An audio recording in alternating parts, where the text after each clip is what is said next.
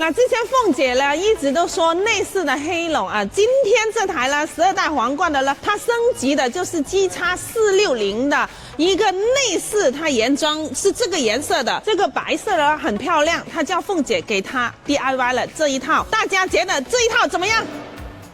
其实针对内饰的整备的话，凤姐有凤姐的看法哈。像这样子的话呢，它是有一条这个线条是点缀一下了，看起来高短之余又优雅，优雅的来了又大方又大气。像如果是说有洁癖的，要求比较高的，而且呢很爱卫生的人了，很爱追求完美主义者的话呢，像这样子的话呢，你爱清洁好搞卫生的话呢，这一套呢其实呢是很好看的。但是像这样子的话呢，像我们这些比较粗鲁的啊，然后呢又多小孩的，不爱卫生的，又是随随便便大大咧咧的这种的话呢，这种呢就不太建议哈。虽然是好看，虽然是很美丽哈，装上去，但是呢它不带脏哈。比如黑色的话呢，为什么这么多人选择是黑色去准备一套内饰？黑色的话呢，它是耐脏，而且呢用的比较超用，你怎么用都行，无所谓。而且是皮的话，它一抹就可以搞定了哈。像这样子，不管你是12代的、13代的、13代半的，整一套内饰的话呢，只要你找到凤姐，凤姐都可以随手帮你拿捏，你要什么颜色的，随时都可以 DIY 一套。首先看一下这种哈，